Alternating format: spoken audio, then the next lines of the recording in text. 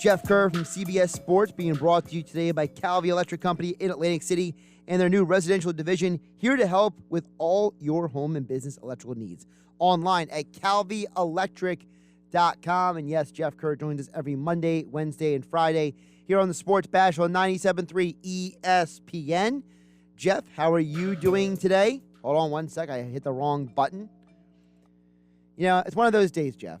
It's Friday. That's not the reason. It's one of those days where the Phillies are playing horrible. The Eagles had a debacle last night. Everyone is not on the stream, so it's a little more complicated with the buttons on the board for me. So I'm coming down the home stretch with a car that the tires are still getting a little bald, okay?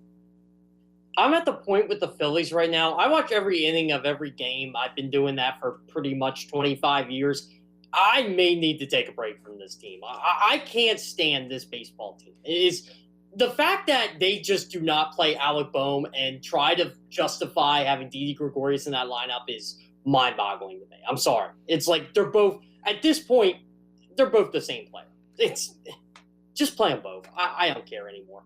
All right, well, I got to check in with you because Pete Thompson disagreed with me about something vehemently earlier.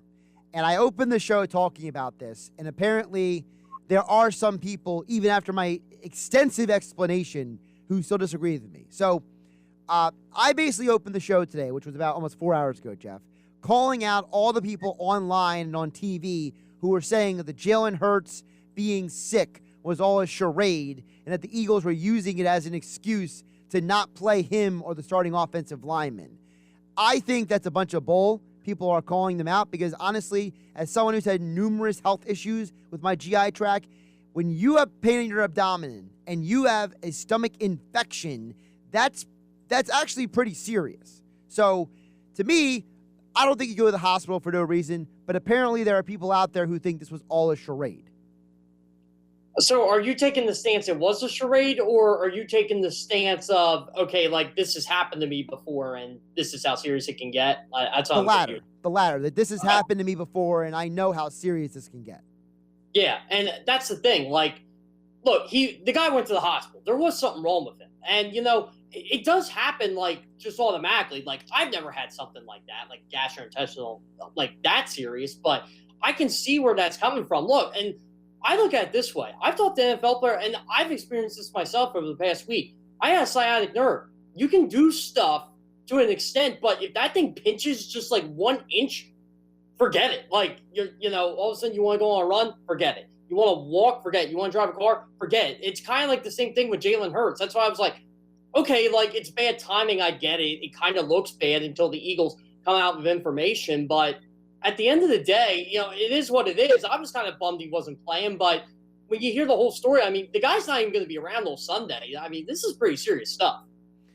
Yeah, and I was explaining earlier, Jeff, because I went through my own months and months of I was going through tests. I had to go to the hospital at one point.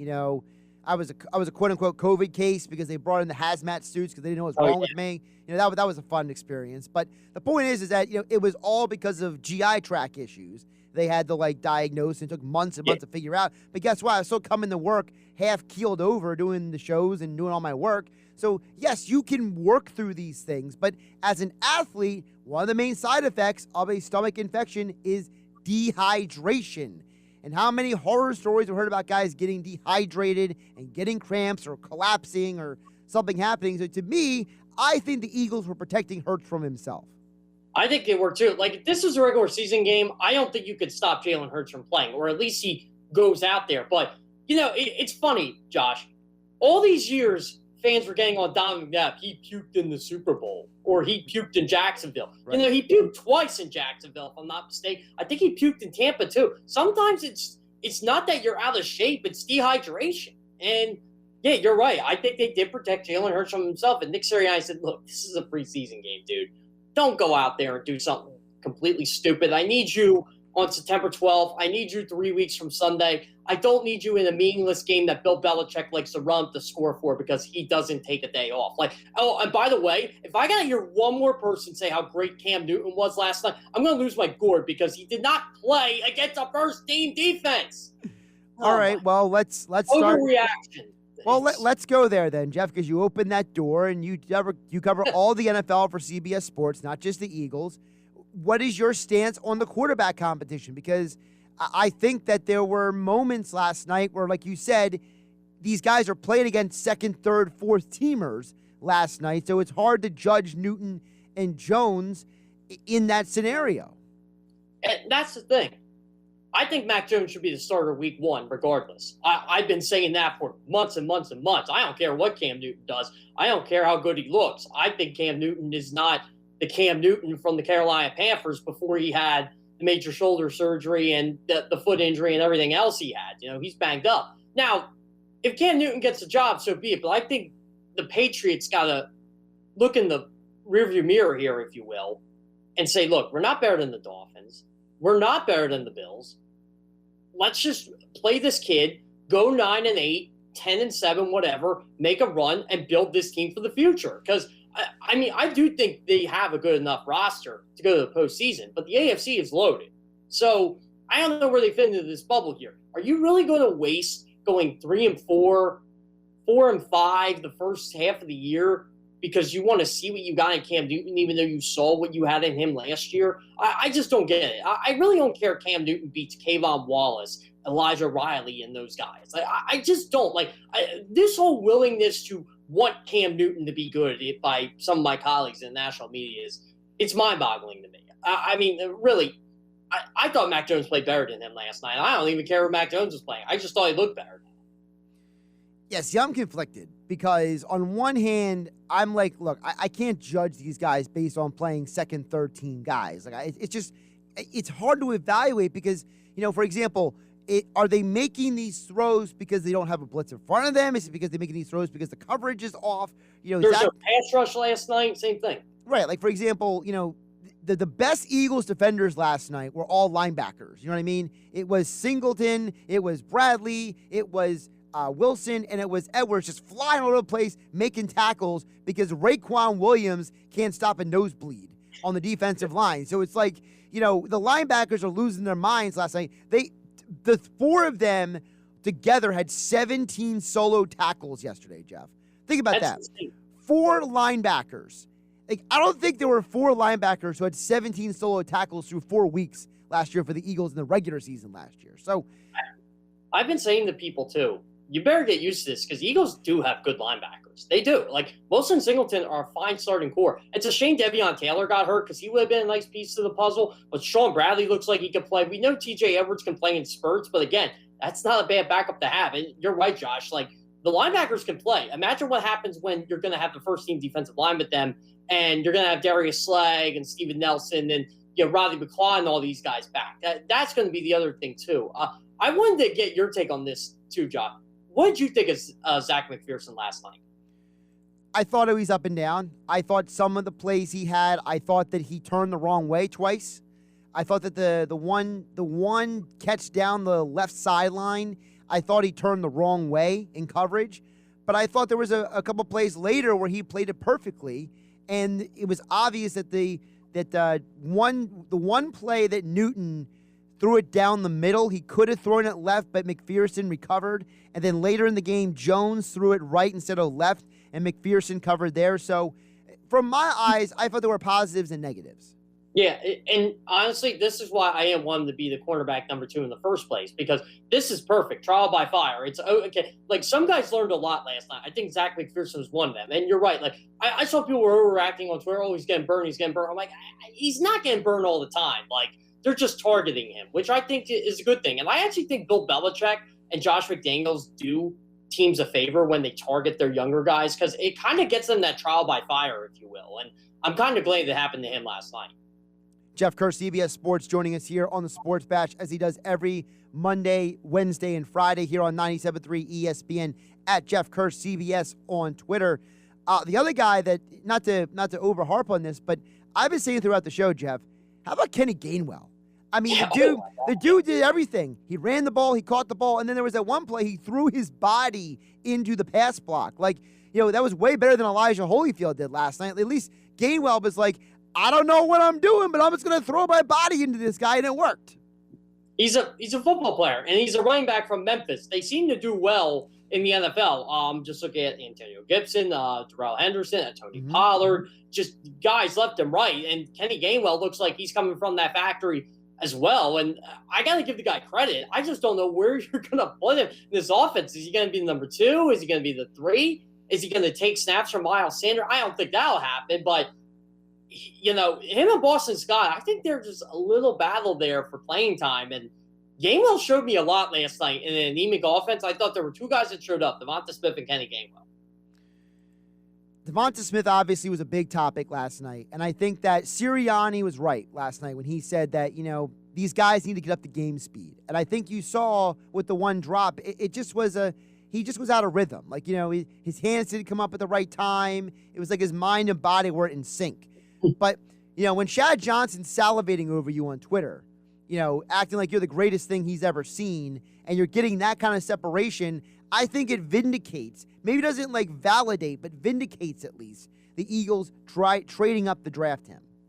There's a guy I really want to talk to about this, and I got to try to get him in the next couple of weeks, Isaac Bruce. I think Devonta Smith reminds me a lot of Isaac Bruce. And they kind of have the same game, if you will. Like, they're both really good route runners. They both can beat you deep.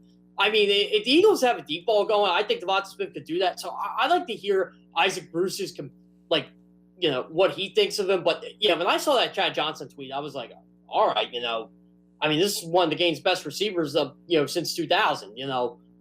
This guy's legit, and he has a big social media presence. So I've been saying all along, I love the Devonta Smith pick, even when I first heard from the horse's mouth that you were going to trade up and get him. So, again, it's one of those things where I don't think the Eagles screwed up this pick at all. And, everybody's going to be like, well, the Eagles passed on Justin Fields. I'm like, well, here's the thing. We don't know that. We really don't. And I think they owe Jalen Hurts this year to find out if he's the starting quarterback or not.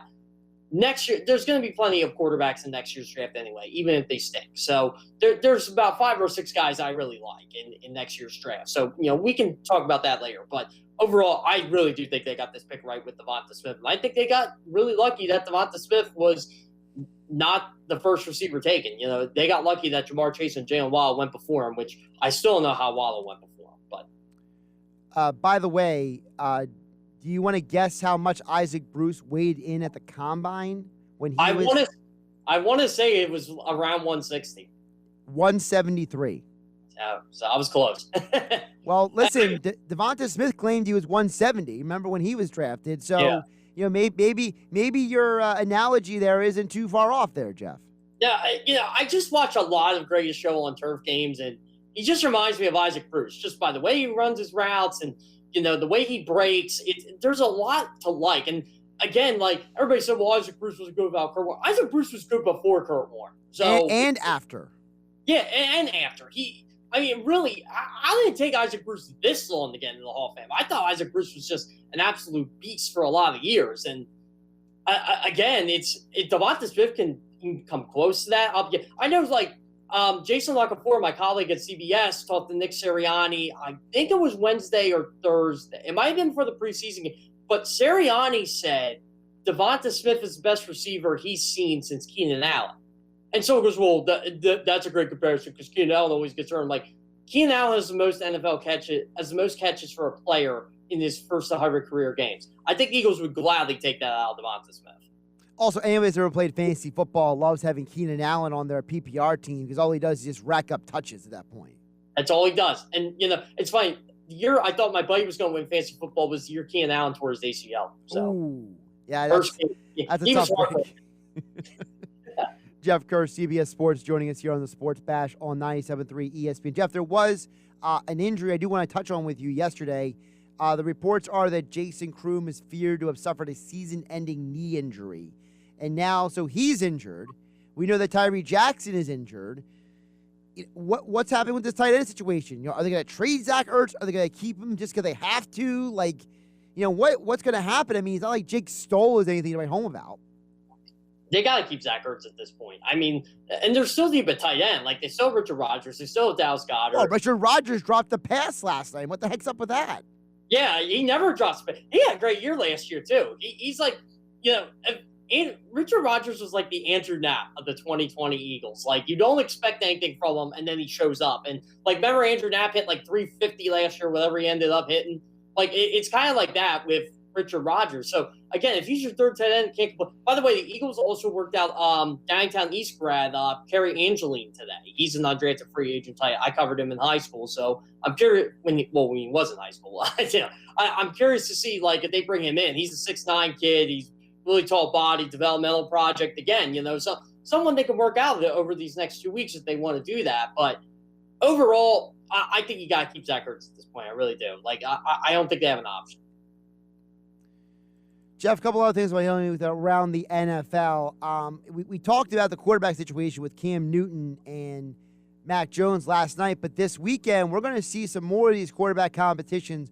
Which one are you zeroing in on right now? Well, this whole Justin Fields, Andy Dalton thing needs to stop. I think Justin Fields should be starting week 1, so I'll be watching that. And I'm curious to see how Urban Meyer can royally screw up the number 1 overall pick and actually play Gardner Minshew over him. Like, why is this a thing? Gardner Minshew should be on his first he should be anywhere but Jacksonville right now. I don't understand this. Like, I get you want to preach competition. Are you really going to start Gardner Minshew over Trevor Lawrence? Are you really going to do that to your fan base? Again, that's an interesting one. Garoppolo, Trey Lance. I'm pretty sure Garoppolo is going to be the starter there. It's not a competition. Shanahan already said that. So yeah. I honestly, Shanahan's handling it the best way he can. It's like, hey, Jimmy G's the starter. People can talk up Trey Lance all they want. Trey Lance is in the best situation of any of these rookie quarterbacks, honestly, because 49ers are talented, and he's got a QB whisperer in Kyle Shanahan. So that's all going to work out there for them. The Jameis Winston Taysom Hill one, that's the one I'm curious. I still think Peyton's going to start Taysom Hill, but I don't know. I think the whole reviving Jameis Winston's career is very intriguing for him, too. And they're going to need a quarterback and throw down the field. I don't know if Taysom Hill can do that. I think Taysom Hill can do it, but I don't think he can do it accurately. Yeah, you're right. We know Jameis Winston can do it. Honestly, the only thing stopping Jameis Winston is Jameis Winston. Just don't turn the football over, and you're going to be the Saints quarterback for the next 10 years. Oh, my God. I'm trying to remember the Saints receiver who's been working out with Winston in the offseason. Traquan Smith, is it? It is Traquan Smith, yes. Yeah. I was trying to think. It was either Traquan or it was Austin Carr, but I don't think he's there anymore. Yeah, I think Austin Carr was cut or something, or he was injured waived or something. I forget. But yeah. By the way, I was actually quizzed by CBS Sports Radio to name the Saints receivers, and I watch a lot of Saints games. I can only name 2. It was bad. Like, it's bad for me. I usually can name about 5 or 6 down the chart. I'm like, boy, I got to start watching some more Saints preseason games. Well, I mean, that's the other problem with the Saints, and that is everyone's trying to evaluate the quarterbacks. There's no Michael Thomas, and we know Sean Payton is ticked off at him because he waited till like last minute to get this surgery done. So, who knows what's going on in New Orleans at this point? By the way, Michael Thomas got paid a lot of money to wait that long for surgery. I'd be upset too. Like, I like Michael Thomas. I don't think he's overrated like a lot of people do, but it's just a bad look for him. Now it's like, oh, I don't want to be there anymore. Well, if you don't want to be there, why'd you sign the contract? Yeah, I don't think he's a bad player, overrated. I just think that he's a guy who has a history of having weird relationships. You go back to him at Ohio State, like apparently at Ohio State, he got along with the defensive players more than the offensive players. Like, he would go out and hang out with the defensive players and the cornerbacks and the linebackers, and dudes were like, dude, hang out with your quarterback and your running backs. Like, what are you doing? Like, apparently he's an odd dude in general. And then he pulls this Scottie Pippen 98 Bulls thing where he's like, I'll wait till last minute to get surgery done. That's a perfect analogy. But I got to go back to Urban Meyer for a second. I shouldn't be surprised Urban Meyer's doing this with Gardner Minshew. This is the same guy who started J.T. Barrett over Tate Martell, Joe Burrow, Dwayne Haskins, who were all better than J.T. Barrett, by the way. But yeah, we had to prove J.T. Barrett can throw the ball because he's Braxton Miller 2.0 or whatever. Whenever Urban was trying to do that, I get this is why, like, I'm a Penn State grad. This is why I can't stand Ohio State. They try to force feed J.T. Barrett down your throats when you know that they have better players.